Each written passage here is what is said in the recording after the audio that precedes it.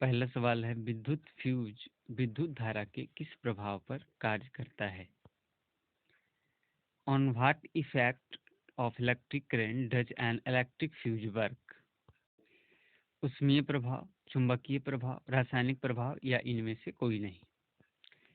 Fuse काम कैसे करता है? मान लेते हैं ये सर्किट है, ये एक सर्किट है, इसके बीच में ये फ्यूज लगा हुआ है और फिर आगे जो भी इलेक्ट्रिक अप्लायंस है वह लगा हुआ है। फ्यूज के अंदर जो तार होता है उसका गलनांक बहुत ही कम होता है, जिससे क्या होता है कि अगर अगर कभी तार में जरूरत से ज़्यादा करंट आ जाए तो क्या होगा, तार गल जाएगा और सर्किट ब्रेक हो जाएगा, यानी यहाँ से इस तार का और इस तार का संपर्क टूट जाएगा, जिससे जो भी हमारे इलेक्ट्रिक डिवाइस लगे हैं, यानी आयरन है, हीटर है, इलेक्ट्रिक केतली है या हेयर ड्रायर है, यह जलने से बच जाता है। तो ये होता है करंट के इलेक्ट्रिक हीटिंग इफेक्ट के कारण, उष्मीय प्रभाव के कारण, यानी करंट के फ्लो करने के कारण हीट उत्पन्न होता है, जिससे अगर ज़्यादा करंट पास करेगा ज़्यादा हीट उत्पन्न होगा और फ्यूज के अंदर का तार जो है वह ब्रेक कर जाएगा। अगला सवाल है, प्रकृति में ऑक्सीजन का संतुलन कैसे बना होता है? हमारा जो वातावरण है इसमें ऑक्सीजन की पूर्ति कैसे होती रहती है? इसके लिए कौन सी प्रक्रिया जिम्मेदार है? क्या ये वह संयोजन है या प्रकाश संश्लेषण है यानी फोटोसिंथेसिस, या अपघटन है यानी डिकम्पोजिशन, या इनमें से कोई नहीं? हमारे वायुमंडल में ऑक्सीजन का स्तर बनाए रखने में सबसे बड़ा महत्वपूर्ण योगदान पौधों का है। पौधे क्या करते हैं? अपना भोजन बनाने के लिए फोटोसिंथेसिस करते हैं, यानी प्रकाश संश्लेषण की क्रिया करते हैं। इसके लिए वे सूर्य से प्रकाश लेते हैं। हमारे वायुमंडल से जो कार्बन डाइऑक्साइड है, जो हमारे लिए हानिकारक गैस है, उसको लेते हैं वायुमंडल से। उसके बाद जड़ों से पानी लेकर के पर्णहरित की मदद से, यानी क्लोरोफिल की मदद से पत्तियों में भोजन का निर्माण होता है और ऑक्सीजन रिलीज होता है, यानी ऑक्सीजन मुक्त होता है। जैसे कार्बन डाइऑक्साइड और जल मिलकर के ग्लूकोज बनाते हैं और 6CO2 यानी ऑक्सीजन वायुमंडल में रिलीज होता है। तो हमारे वायुमंडल में ऑक्सीजन का स्तर बनाए रखने में सबसे बड़ा योगदान हमारे पौधों का है। जैसे यहाँ देख सकते हैं, रिएक्शन में कार्बन डाइऑक्साइड और जल लेकर के एनर्जी फ्रॉम सनलाइट लेते हैं, सूरज की रोशनी लेते हैं, और क्लोरोफिल, पत्तियों में उपस्थित क्लोरोफिल मिल करके ग्लूकोज बनाता है, जो कि पौधों के लिए भोजन है, और ऑक्सीजन रिलीज होता है वायुमंडल में। यानी पौधे दो काम करते हैं, एक तो हमारे लिए जो हानिकारक गैस है कार्बन डाइऑक्साइड, उसको उपयोग कर लेते हैं, और हमारे लिए जो जरूरी गैस है, जो जीवनदायिनी गैस जिसे कहा जाता है ऑक्सीजन, वो रिलीज करते हैं। अगला सवाल है, आवर्त सारणी में कितने आवर्त होते हैं? How many periods are there in periodic table? 7, 9, 8 या 12? ये पीरियोडिक टेबल है जिसमें ये कहलाता है पहला आवर्त, ये दूसरा, ये तीसरा, ये चौथा, ये पांचवा, ये छठा और ये सातवां। यानी हमारे पीरियोडिक टेबल में आवर्त सारणी में 7 आवर्त है, और ये ऊपर से जो है ये ग्रुप कहलाता है, और 18 ग्रुप्स हैं। तो 7 आवर्त और 18 ग्रुप हैं। ये वाला जो है इसको जीरो ग्रुप भी कहते हैं, लास्ट वाला 18वां जो ग्रुप है। इसमें अक्रिय गैस होते हैं, हीलियम, नियोन, आर्गन, क्रिप्टन, जेनन और रेडॉन। इस तरह से 7 आवर्त और 18 वर्ग होते हैं। 7 आवर्त 18 वर्ग, 7 आवर्त और 18 वर्ग होते हैं। 7 पीरियड 18 ग्रुप्स होते हैं हमारे पीरियोडिक टेबल में। अगला सवाल है, किसी कुंडली का प्रतिरोध ज्ञात करने के लिए सूत्र क्या है? The formula to find resistance of a coil. किसी क्वाइल का रेसिस्टेंस कैसे ज्ञात करेंगे? उसके लिए फॉर्मूला क्या है? आर बराबर भी इंटू आई, आर बराबर आई बाई भी, आर बराबर भी बाई आई, या आर बराबर भी माइनस आई। किसी तार से होकर बहने वाली जो धारा है, करंट है, और उस तार के दोनों छोरों पर के बीच उपस्थित जो वोल्टेज है उससे रिलेटेड एक लॉ है जिसे ओम्स लॉ कहते हैं। यानी किसी तार से होकर बहने वाली जो धारा है उसके कारण जो रेजिस्टेंस है, वोल्टेज है, इस सब के बीच में एक संबंध जो स्थापित होता है वह ओम्स लॉ से होता है। ओम्स लॉ क्या है? Ohm's law states that the current through a conductor between 2 points is directly proportional to the voltage across the 2 point. यानी कोई तार है, उससे अगर धारा बह रही है, उस धारा और इस दोनों पॉइंट के बीच में जो वोल्टेज है इसके बीच सीधा संबंध होता है। यानी करंट जो बह रहा है आई, यह डायरेक्टली प्रोपोर्शनल होता है भी, यानी वोल्टेज की। यानी जितना ज़्यादा वोल्टेज होगा उतना ज़्यादा करंट फ्लो होगा, या जितना कम वोल्टेज होगा उतना ही कम करंट फ्लो होगा। तो अब यहाँ पर प्रोपोर्शनल का साइन हटाने के लिए, यहाँ पर इक्वल टू का साइन लगाने के लिए हम एक कांस्टेंट का प्रयोग करते हैं जिसको कहते हैं आर, रेसिस्टेंस। आई बराबर वी बाई आर, यही क्या है? ओम्स लॉ है। तो अभी फॉर्मूला क्या था? आई बराबर वी बट्टा आर। तो यहाँ से क्या हो जाएगा? आर को इधर ले आएंगे तो आर बराबर क्या हो जाएगा? वी बट्टा आई। आर बराबर वी, तो ऑप्शन सी हो जाएगा, आर बराबर वी बटा आई। अगला सवाल है, पौधों में वाष्पोत्सर्जन किस भाग में होता है? In which part does transpiration takes place in plants? जड़ में, तना में, पत्ती में या फूल में? पौधों की किस भाग में वाष्पोत्सर्जन होता है? सबसे पहले देखेंगे वाष्पोत्सर्जन है। वाष्पोत्सर्जन यानी ट्रांसपीरेशन होता क्या कि पौधे भोजन बनाने के लिए जड़ों से जल एब्जॉर्ब करते हैं, उसके बाद वो जल जाता है तना के पास। तना क्या करता है? आगे बढ़ा देता है पत्तियों तक। पत्तियों के पास पहुंच करके जल भोजन बनाने में सहयोग करता है। पत्तियों द्वारा भोजन बनाने में जितना पानी का उपयोग होता है, उसके बाद जो बचा हुआ पानी होता है वो पत्तियों की सतह के ऊपर आ जाता है, जो सूरज के प्रकाश में बाष्प बन जाता है और बाष्प बनकर वायुमंडल में चला जाता है, जिसे वाटर वेपर जलवाष्प कहते हैं। और यही जलवाष्प ऊपर जाकर बादल बन जाता है, जो फिर वर्षा के रूप में धरती के ऊपर आता है। तो बाष्पोत्सर्जन क्या हो गया? पौधों द्वारा अनावश्यक जल को बाष्प के रूप में शरीर से बाहर निकालने की क्रिया को बाष्पोत्सर्जन कहते हैं। पेड़ पौधे मिट्टी से जिस जल का अवशोषण करते हैं उससे केवल थोड़े अंश का ही पादप के शरीर के रूप में उपयोग होता है। शेष अधिकांश जल पौधों द्वारा बाष्प के रूप में शरीर से बाहर निकल जाता है। और ये छोटा मोटा अमाउंट नहीं है, जितना भी जल अवशोषित किया जाता है जड़ के द्वारा उसका 97 से 99.5% ट्रांसपीरेशन के रूप में शरीर से बाहर निकाल देता है। यानी पौधे जो हैं सिर्फ ऑक्सीजन की पूर्ति ही नहीं करते, जलवाष्प की भी पूर्ति करते हैं। अगला सवाल है, हीलियम कैसा तत्व है? What kind of element is helium? Inactive है, रिएक्टिव है, एक्टिव है या मूडी है? अक्रिय, क्रियाशील, सक्रिय या उदासीन है? सबसे पहले पीरियोडिक टेबल में देखते हैं।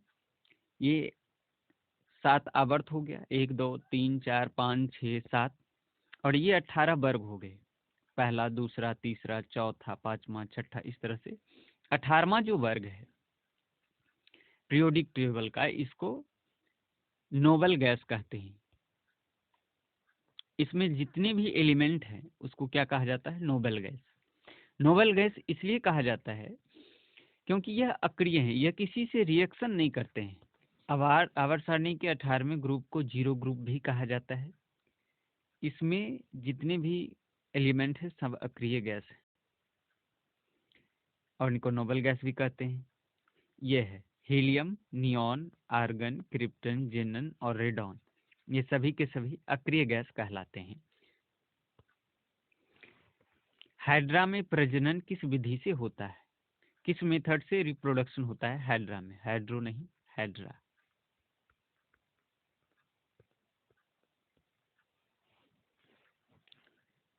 बाइफरकेशन, बर्डिंग, सेक्सुअल रिप्रोडक्शन या all of which? All of above.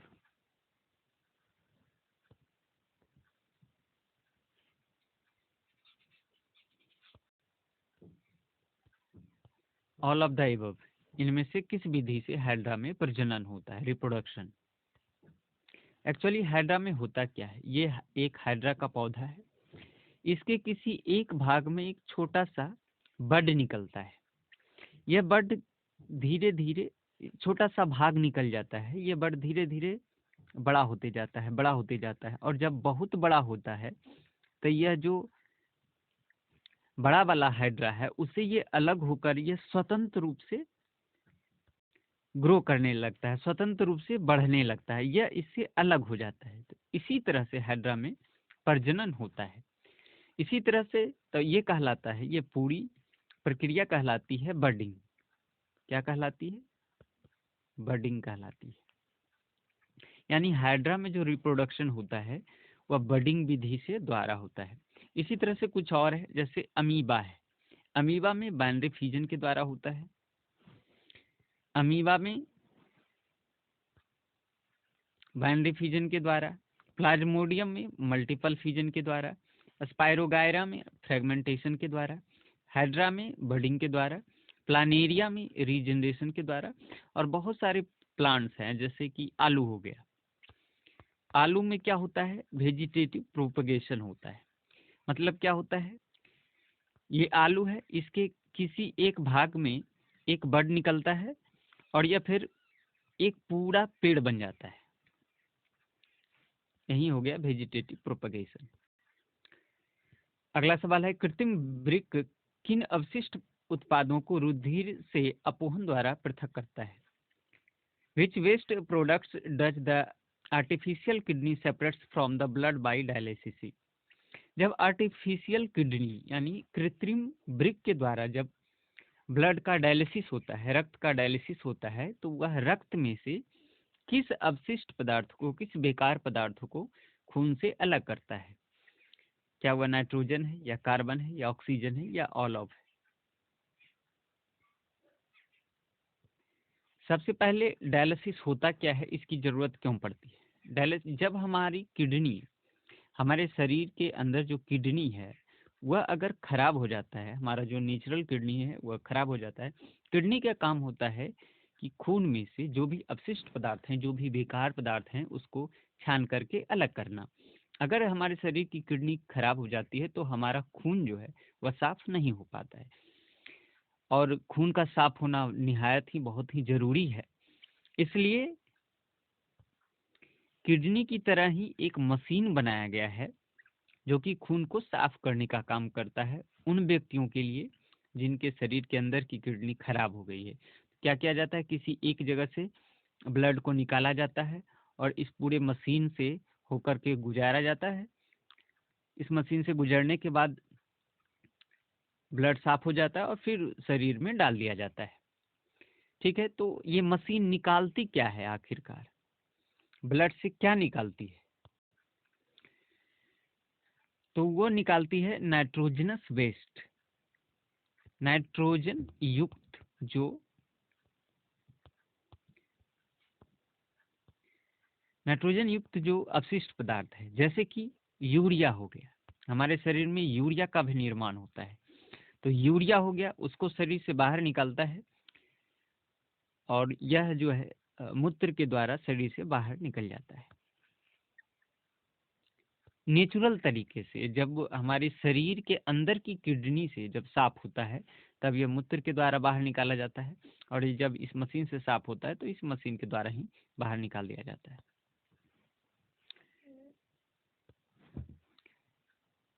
Single bond OH का क्रियाशील मूलक क्या है? सिंगल बॉन्ड OH क्या कहलाता है? इसको कहते हैं अल्कोहल कहते हैं। डेंगू उत्पन्न करने वाला मच्छर किस तरह के जल में रहता है? What type of water does the mosquito that causes dengue live in? साफ जल में रहता है, या गंदा जल में, या खारा जल में, या मृदु जल में? डेंगू फैलाने वाला एडीज मच्छर, सबसे पहले ये याद रखना है कि डेंगू फैलता है एडीज नामक मच्छर से। और आश्चर्य की बात है कि ये मच्छर साफ पानी में पैदा होता है, साफ पानी में, और यह दिन के समय काटता है। साफ पानी में पैदा होता है और दिन के समय काटता है। डेंगू की बीमारी संक्रमित एडीज मच्छर द्वारा काटे जाने पर फैलती है। तो याद रखना है पहला बात कि डेंगू मच्छर जो है, डेंगू बीमारी जो है यह एडीज मच्छर के काटने से फैलता है। दूसरा है यह मच्छर साफ पानी में पैदा होता है। और तीसरा यह दिन के समय काटता है। किसी माध्यम के अपवर्तनांक का मान क्या होता है? रिफ्रैक्टिव इंडेक्स किसी मीडियम का क्या होता है? हम लोग जानते हैं अपवर्तनांक म्यू।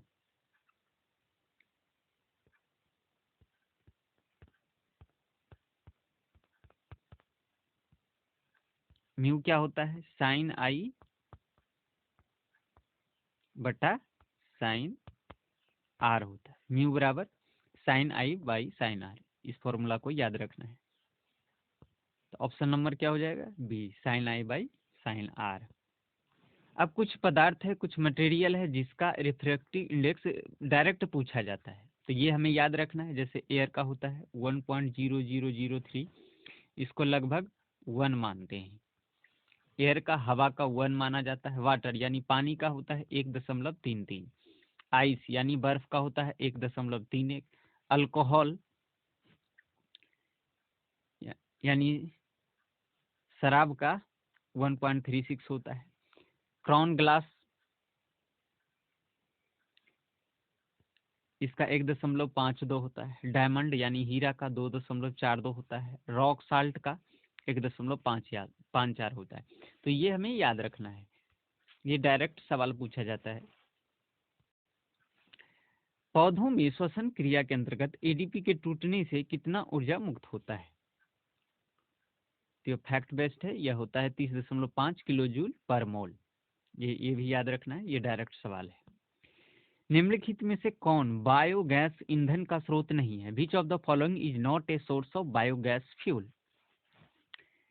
लकड़ी यानी वुड, या गोबर यानी कावडंग, नाभिकीय ऊर्जा न्यूक्लियर एनर्जी, या कोयला कोल?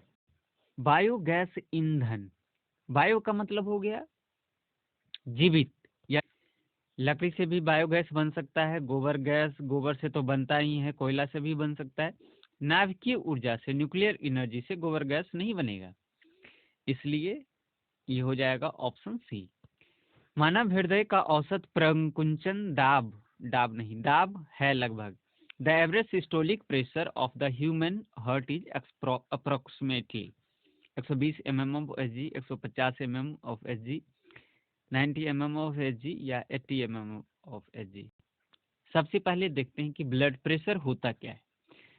हम लोग अक्सर देखते हैं ब्लड प्रेशर लिखा होता है 120/80 mm ऑफ Hg, इस तरह से लिखा होता है ब्लड प्रेशर। इसमें 120 क्या है और 80 क्या है वो देखते हैं। Blood pressure is measured using 2 numbers, 2 number को यूज करते हैं ब्लड प्रेशर के लिए। एक ऊपर में लिखाता है, एक नीचे में लिखाता है। द फर्स्ट नंबर यानी ऊपर वाला जो है कॉल्ड सिस्टोलिक ब्लड प्रेशर, इसको सिस्टोलिक ब्लड प्रेशर कहते हैं।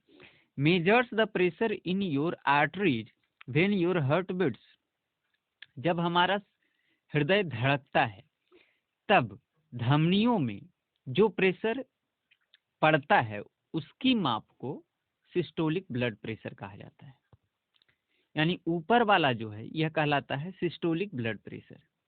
द सेकंड नंबर यानी नीचे वाला जो है called diastolic blood pressure measures the pressure in your arteries when your heart rests between beats, जब हृदय धड़कता है तो 2 धड़कन के बीच हृदय रेस्ट करता है, तो उस समय आर्टरी में, धमनियों में जो प्रेशर होता है उसको कहते हैं डायस्टोलिक ब्लड प्रेशर। तो जब हृदय पंप करता है तब धमनियों पर जो ब्लड प्रेशर पड़ता है वो हो गया सिस्टोलिक, और जब रिलैक्स करता है तब जो प्रेशर होता है उसको कहते हैं डायस्टोलिक। तो ऊपर वाला हो गया सिस्टोलिक, नीचे वाला हो गया डायस्टोलिक। तो पूछ रहा है सिस्टोलिक, सिस्टोलिक कितना होता है 120 mm ऑफ Hg हो जाएगा। तो सही उत्तर क्या हो जाएगा? सही उत्तर हो जाएगा ए 120 mm ऑफ Hg। डायनेमो से किस प्रकार की धारा प्राप्त होती है? डायरेक्ट करंट, डिस्ट धारा या अल्टरनेटिंग करंट, प्रत्यावर्ती धारा या दोनों या कोई नहीं। एक डायनेमो या ग्रीक शब्द डायनामिस से उत्पन्न हुआ है। डायनेमो शब्द की उत्पत्ति हुई है डायनामिस से, जिसका अर्थ होता है पावर या शक्ति। मूल रूप से विद्युत जनरेटर का दूसरा नाम है। डायनेमो विद्युत जनरेटर का ही दूसरा नाम है। आमतौर पर इसका तात्पर्य एक जनरेटर या जनित्र से होता है जो कम्यूटेटर के उपयोग से दिष्ट धारा उत्पन्न करता है। कौन सी धारा? दिष्ट धारा, डीसी करंट, डीसी उत्पन्न करता है, डायरेक्ट करंट। तो डायनेमो दिष्ट धारा उत्पन्न करता है। ऑप्शन कौन सा हो जाएगा? ऑप्शन ए सही हो जाएगा, दिष्ट धारा, डायरेक्ट करंट। स्पेक्ट्रम में किस रंग के किरण का झुकाव अधिक है? Which colour ray has the highest inclination in the spectrum? लाल का, ग्रीन का, येलो का या वायलेट का? सबसे पहले देखते हैं कि स्पेक्ट्रम क्या होता है। सूर्य से जो प्रकाश आती है वह हमें व्हाइट दिखाई देता है। एक्चुअली यह व्हाइट नहीं है, यह 7 अलग अलग रंगों का मिश्रण है। यह हमें कैसे पता चलेगा? क्या करते हैं, सनलाइट को, जो व्हाइट लाइट है, उसको एक प्रिज्म से गुजारते हैं। प्रिज्म से गुजरने के बाद यह व्हाइट लाइट जो है यह 7 अलग अलग रंगों में टूट जाती है और एक पट्टी बन जाती है अलग अलग रंग की। अगर यहाँ पर एक स्क्रीन लगा दें तो एक पट्टी बन जाती है जिसमें है violet, blue, green, yellow, orange और रेड। ये 7 है जिसको विबग्योर से हम लोग याद रखते हैं।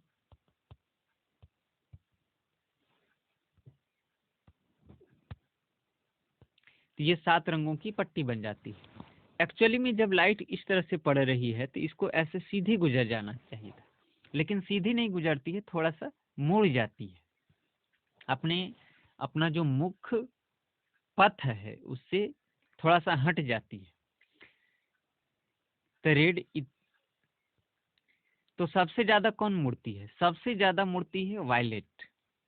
सबसे ज्यादा कौन मुड़ती है? वायलेट। तो सवाल यही था कि सबसे ज्यादा कौन सी रंग की किरण मुड़ती है? तो आंसर क्या हो जाएगा? वायलेट, बैगनी। दाढ़ी नहीं, दाढ़ी। दाढ़ी बनाने में कौन सा दर्पण उपयुक्त है? दाढ़ी बनाने के लिए विच mirror is suitable for making a दाढ़ी? नहीं, फॉर सेविंग। सेविंग के लिए कौन सा मिरर यूज करते हैं, कौन सा दर्पण उपयोग करते हैं? समतल, उत्तल यानी कन्वेक्स, अवतल यानी कनकेव, या इनमें से कोई नहीं। सबसे पहले दाढ़ी बनाने के लिए होना क्या चाहिए? हमें किस तरह का दर्पण चाहिए? हमें ऐसा दर्पण चाहिए जो छोटे से छोटे दाढ़ी को भी हमको दिखा दे दर्पण में अच्छी तरह से, ताकि हम कोई बाल छूट ना जाए। तो हमको ऐसे दर्पण की जरूरत है जो छोटे से छोटे का बड़ा इमेज बना दे। अगर इतना छोटा बाल है, अगर इसका बड़ा इमेज दिखेगा तो हमें आसानी से दिख जाएगा और वो छूटेगा नहीं, हम सेविंग कर लेंगे, उसको काट देंगे। यानी हमको एक ऐसा दर्पण चाहिए जो छोटे से छोटे चीज का बड़ा इमेज दिखाए। यदि किसी वस्तु को अवतल दर्पण, कौन सा दर्पण चाहिए? अवतल दर्पण यानी कनकेव। अवतल दर्पण के सम्मुख उसके फोकस और ध्रुव के बीच में रख दिया जाता है तो सीधा और बड़ा प्रतिबिंब दर्पण के पीछे बनता है। इस प्रकार दाढ़ी के पास अवतल दर्पण को रखने से उसका सीधा और बड़ा प्रतिबिंब बनता है। तो तुम्हें कौन सा दर्पण चाहिए? कनकेव दर्पण, कनकेव मिरर। ऑप्शन हो जाएगा सी, अवतल दर्पण, कनकेव मिरर। मानव हृदय में कितने कोष्ठक होता है, कितना चैम्बर होता है? How many chambers are there in human heart? कितना चैम्बर होता है? 2 होता है, 8 होता है, 1 होता है या 4 होता है? ये तो आसान सा सवाल है। 4 चैम्बर होता है, right auricle, right ventricle, left auricle, left ventricle. Hindi में कहते हैं दायां आलिंद, दायां निलय, बायां आलिंद और बायां निलय। 4 चैम्बर होता है। तो ऑप्शन नंबर हो जाएगा डी, 4। जल में हाइड्रोजन तथा ऑक्सीजन की परमाणु संख्या का अनुपात क्या है? The ratio of atomic number of hydrogen oxygen in water. क्या होता है? H2O। तो हाइड्रोजन कितना है? हाइड्रोजन 2 है और ऑक्सीजन कितना है? 1 है। 2:1 हो जाएगा। ऑप्शन नंबर ए हो जाएगा।